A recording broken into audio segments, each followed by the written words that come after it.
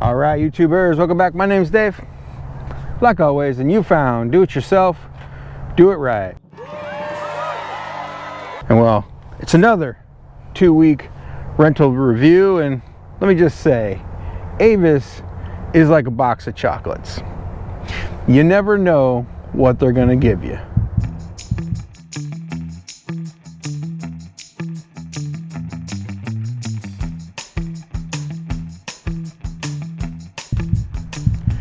If this is your first 2-week rental review, basically what I do is I travel around the country, mostly the Southeast, for the company that I work for, Air Methods.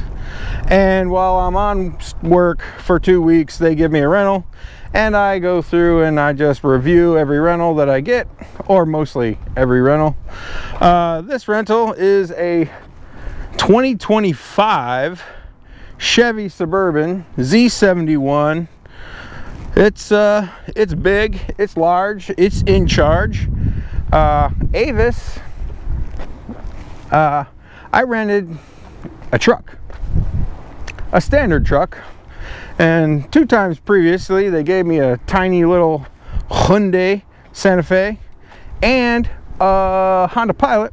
This time they're like, we're gonna give you a Suburban. I said, okay, that's fine. So this is what I'm gonna do: walk around outside like I am, showing you the truck and show you the features, open it up, show you the inside, and then I drive it for 2 weeks and I let you know what I like and what I dislike about the vehicle. So let's start back here in the back. You know, this is where I always start, in the back. I will say that the back glass opens up separately. It's kind of nice. And this is the cavernous back. Those seats do fold up. It is a however many, 1, 2, 3, 4, 5, 6, 7, 8 passenger, I guess. We got some power outlets back here. Seat belts. You know, we got storage under here, kind of. Oh, yeah, we do, actually. Look at that. More storage. I would flip those seats up, but this little panel thing here is kind of busted. And I don't want to mess with it. So that's the back. Not too much to look at back here. We do have a handhold. We have the button to close it. It is automatic. This does have a towing package just underneath that plastic. We got some quad exhaust. It's just great to win and keep winning, keep that momentum. This one does have the unlock button on every one of the doors. Why is that significant? Because when you have impatient children and they want to get in and you haven't unlocked all the doors yet, they can just hit that button when the key is close enough. All right, here's the back. We got some leather seats. We got some controls here. That flips it forward. This one moves it forward. We got a center console. Here we go. Some cup holders. A little bit of French fry area. Don't mind my now clean clothes. Cup holders. We got the, you know, here, heating and air conditioning for the back. Some power outlets, and there's also one down here. More French fry compartments. Nothing overhead really, besides some lights. The door panel, this is all soft touch. This is pretty nice, I have to say. It's comfortable. Big old window, locks, unlocks, you know, windows, whatever. More French fries holders here and there. There's a lot of cup holders, a lot of little compartments in this thing. I guess because you're going to be moving a lot of folks. Let's get in the drinker side. Again, soft touch. Let me out. I guess more compartments, power seats, leather. Oh shit, handle. In case you roll over. Big old dashboard. It's all soft touch, so when you, well, besides that, you bounce your head off that, you're okay. It does have an airbag, so it shouldn't happen. It shouldn't Oh, this has got dual oh shit handle. Look, this one here. We got this one up here. Guess they expect you to go off-roading in this thing. It is 4-wheel drive. We do have a you know, spacious center console. Rather large, just like everything else. That's what she said. That's what who said. In this vehicle, in case you got to pay a toll, let's get over there so we can look at the screens and stuff. If you guys have any questions with the features, if I'm missing something and you want to know if this one has it, go ahead and put a comment in the block below. This is where all the fun happens with your clothes on. Memory seats, windows, single touch, auto, mirror control, 4-wheel drive, 2-wheel high, 4-wheel high, 4-wheel low, parking brake, kind of weird. We got 360 camera, which is super nice. Traction control, downhill, parking, lane keep assist. This is the auto on, auto off, you know, keeps your car from shutting off. And your modes, boop, boop, boop. It's got a bunch of different modes. And your lights, auto, again, leather seat, power. Let's jump in. Lots of room. I really like the spaciousness of this thing. Let's go ahead and get the dashboard fired up. Maybe. Here we go. Well, we'll fire the whole thing up. So we got a lot of computer screens here, folks. That's what we're going to nowadays. Big old computer screens. If you saw a bunch of scratches and stuff on the outside of this, it's because it's got 33,000 miles. 33,000 rental miles on a 2025. So you know this thing's getting driven. Alright, so let's go over the steering wheel, cruise controls, set. This one also does distances. This is, you know, you can push the button, speak to talk. This button here is kind of cool. Alright, you press this one, it brings up different views up here. It looks all fancy and stuff. There's a lot of stuff going on, so I don't really keep that up. You know, that's just showing what's over here, and then it's showing temperatures, and you can change all of this. You can modify everything that you're seeing here. I choose not to, but this is kind of cool. Brings up your map, just like your map over here, in case you don't want to look. You can just up and down look. Kind of cool. I like the quiet screen, which that's not it. That's not it either. There you go. That's the quiet screen. Tells you your miles per hour, gas, 2-wheel drive, all that kind of stuff. I don't really like to be distracted by a whole bunch of different stuff. I found the older I get, the less information I want to see unless something happens. Just give me a ding, an idiot light, give me something else. I don't need to look at all the different gauges. I've actually turned all that stuff off with my truck also, and I just want to see the miles per hour. And then what brings us over here to the infotainment center, which this one is just like all the other GM products. You got your home button. It's got all these different settings. Trailer, you can set up Alexa, auto park assist. I mean, this thing's got it. I mean, this is, how would you like to exit? It's got it, man. Exit space, or we're gonna try to park. How would you like to park? We like to park like that. Start pulling up past the parking spot. I'll let you know when we're in position to back in. Fancy stuff on this one. This is nice, I'm telling you. This is a nice vehicle. Alright, so there's that. I think there's other stuff on here. Yeah, you can go to maps, Wi-Fi, Apple Music, news, all that good stuff. I have no idea what this is. Different settings, child locks, cool. Trailer, this is the same thing. You can do your light test and all that other good stuff. All of this is also touchable for your climate controls, but it also has the buttons down here. I currently have it turned off. It is 76 degrees. Up here you got your OnStar. You got your opening for the back, doors, lights, camera. I don't see, oh, that's kind of crazy. I don't see any garage door opening buttons. That's kind of weird. Well, all this other stuff that this thing has, but it doesn't have that.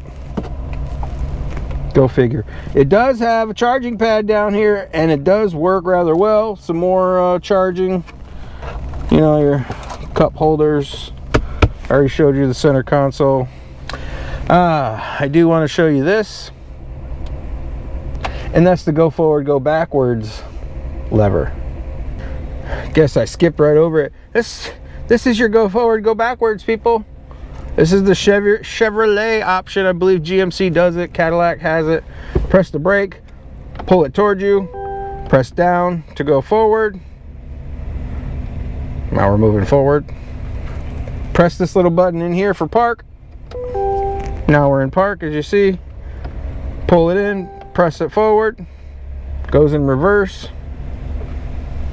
I want to show you this camera. For you Nissan guys that think cameras, that Nissan has a good camera, well, think again. These are all the different views, hitches, standard. You can also come over here and press the 360 button. Does the same thing. This camera is super nice. I can see like chain link fences. I can see the chain links in the fences. I can almost read what the fuel says on there. And that's how clear it is. I can see everything. I can see all the... You Nissan guys, you ain't got that. Nissan ain't got that. They don't know what's going on. It does have seat heaters. I think I forgot to say that. They're controlled right here. No cooling seats, unfortunately. So it is nicely equipped. It's not decked out. It's not 100%. It's not a Denali. It's not a High Country. It's just a Z71. It's more of the four-wheel drive off-road. You saw the tires on it. They're, you know, they're not mud tires, but they'll definitely get you through some stuff. So I'm gonna drive it for another week and a half. I'm actually gonna get some highway miles here soon. This base here in Humboldt is closing down, so this is the last time I'm going to be in Humboldt. We're closing this facility. A lot of the stuff is going to get moved up to Nashville, so I'm going to be driving from Jackson to Nashville probably at least a couple of times. So I'm kind of glad that they gave me the giant SUV with some cargo room. So I'm going to get some miles on it. I'm going to see how she drives on the highway. I only got about an hour and a half in it. So I can already tell that those tires, they make some noise. But yeah, I'm gonna drive it and I'm gonna let you guys know what I think about it. The rain has finally stopped and it's time to tell you guys what I think about this Suburban. That's right, it's been a long 2 weeks. So let me start by saying I love this thing, and that pains me to say because I am a Ford guy, but I love this thing. The only negative thing I have to say about this Suburban is the back wiper. The reason why I have something negative to say about it is because it tucks up underneath there, and when it's dirty, the dirty water runs down on the back and it gets your window dirty again. And that's literally the only negative thing that I have to say about this Suburban. Everything else, I just love it. It drives awesome. It's comfortable. It's got power. It sounds great. It looks good, even in this white pearlish color. I think it looks badass. I like the tires, I like the rims, I like the 360 camera that this thing has. The clarity of the camera is wonderful. The backup camera, it's got straight lines and then it turns when you're backing up into a spot. All the doors have the unlock button. It's got light years of room. It's got space for days.